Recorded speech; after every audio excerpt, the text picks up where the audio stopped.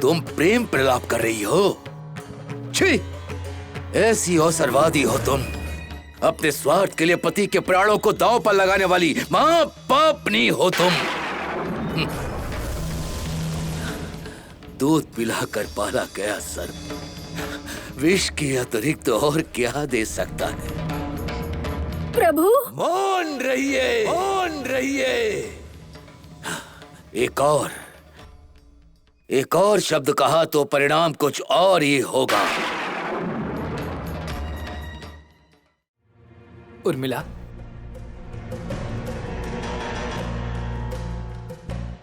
उर्मिला, मौन क्यों हो गई?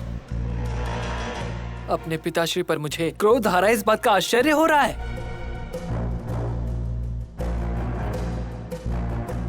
भयभीत ना हो उर्मिला, जहां स्वयं रामचंद्र हैं वहां ऐसा धर्म नहीं होगा। किंतु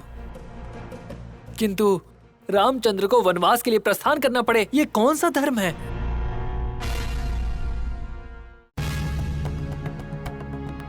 धर्मात्मा मेरे भ्राता रामचंद्र को ऐसा कठोर दंड क्यों? मैं इसे कैसे सहन करूं? कैसे सहन करूं उर्मिला?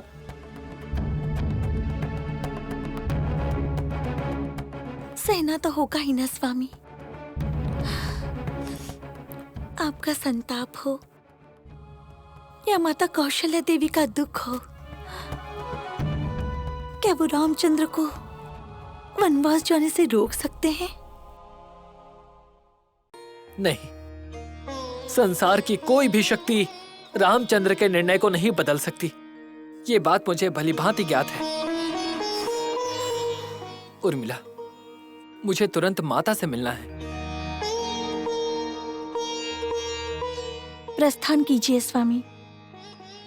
उनके समक्ष अपना दुख प्रकट करने से आपको शांति मिल सकती है। आप अवश्य जाइए।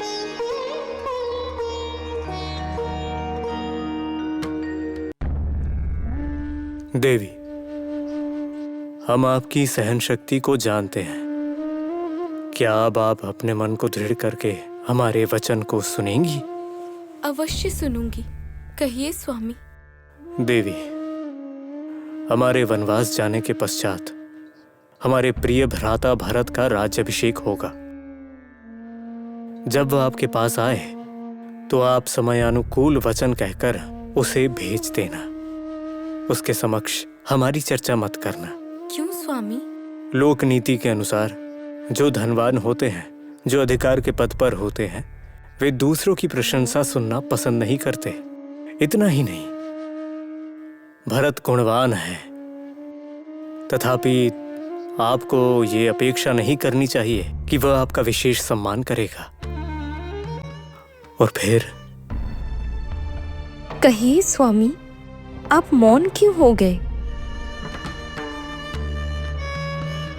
भरत हमारा भ्राता होते हुए भी युवराज पद पर आसीन होने के पश्चात उसे आप उचित सम्मान देना, उसे वात्सल्य से देखना, उसकी सभी आज्ञाओं का विनम्रता से पालन करना। अवश्य स्वामी, आपके भ्राता को युवराज मानकर सम्मान देना है। हाँ देवी, और एक महत्वपूर्ण बात यह है कि मेरे वन जाने के पश्चात तुम व्याकुल हुए बिना सदा शांत चित्त रहना। आपके बिना मुझे शांति कहाँ स्वामी?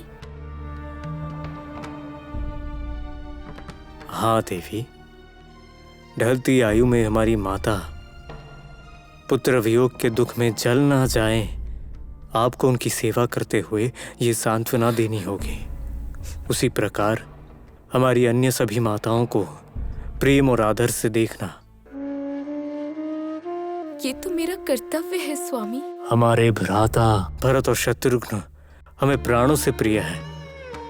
आपको उनके प्रति मातृवात्सल्य रखना होगा देवी।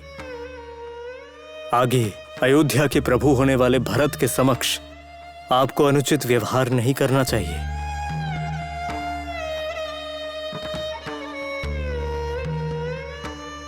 प्रिय सीते,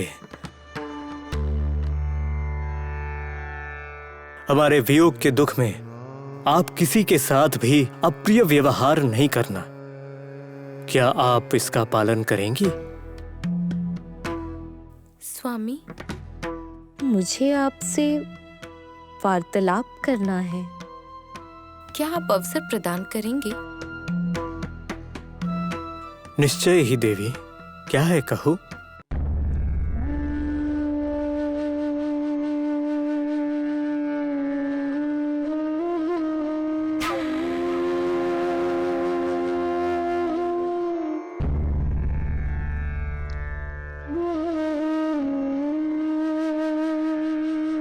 प्रभु,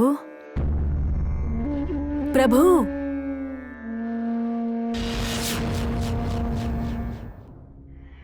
कृपया हमारी ओर देखिए प्रभु। हम आपसे कोई अनुरोध करने नहीं आए हैं, अभी हृदयपूर्वक आपकी सेवा करने आई हूँ। प्रभु, जब हमारे पुत्र भरत का युवराज बनना निर्धारित हो गया है, तो अब यह असंतोष क्यों? सारी कटुता भूलकर पहले की तरह आनंदित क्यों नहीं रहते? प्रभु, हम हैं आपकी प्रिय कैकेयी, आपकी मोहक पत्नी।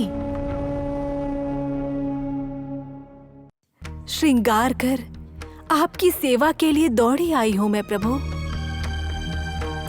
प्रभु, एक बार हमारी ओर देखिए प्रभु।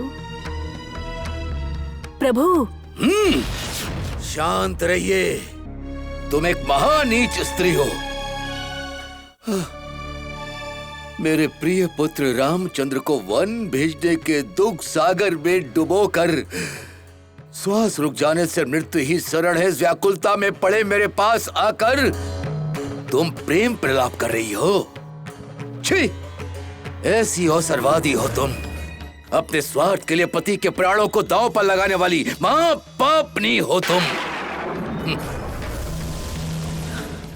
दूध पिलाकर पाला गया सर्प विष के अतिरिक्त और क्या दे सकता है?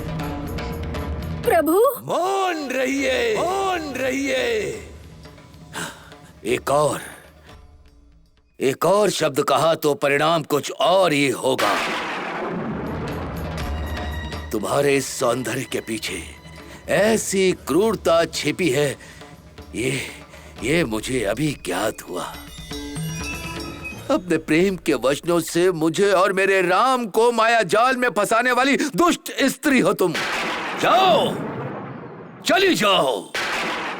एक और क्षण मेरे नेत्रों के समक्ष रही तो इसी क्षण तुम्हारे सामने ही मैं प्राण त्याग दूंगा, प्राण त्याग दूंगा।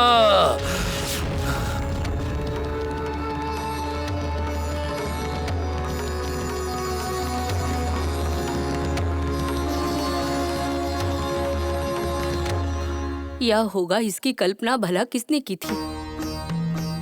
जो होना था वह हो चुका। अब जो हो चुका उसे स्वयं रामचंद्र भी नहीं बदल सकते।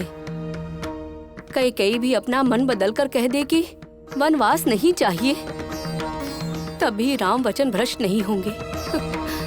हाँ कुमार, अब जब ये कष्ट हम पर आया है तो कष्ट भोगने के लिए हम सबको तैयार रहना होगा। किसी और के किए अन्याय का कष्ट तो सभी को भोगना पड़ा। माता कैकेयी के अतिरिक्त राम का वियोग कोई सह नहीं पाएगा माते।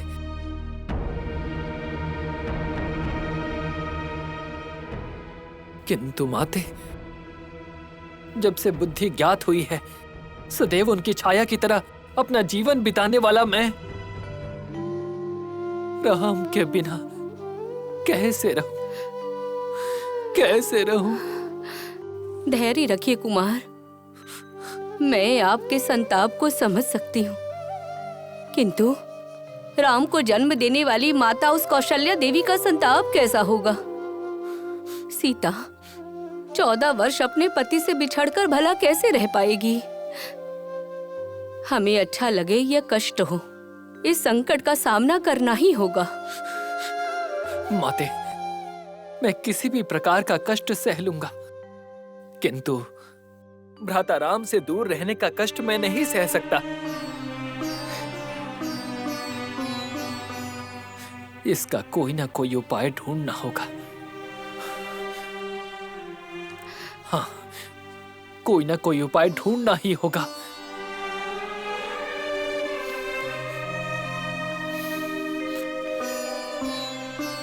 माते, भ्राता से बात करने के पश्चात मैं कोई निर्णय लूंगा। कृपया मुझे अनुमति दीजिए। अनुमति है कुमार, आपके मन को शांति मिले वो निर्णय लीजिए, मेरा आशीर्वाद रहेगा।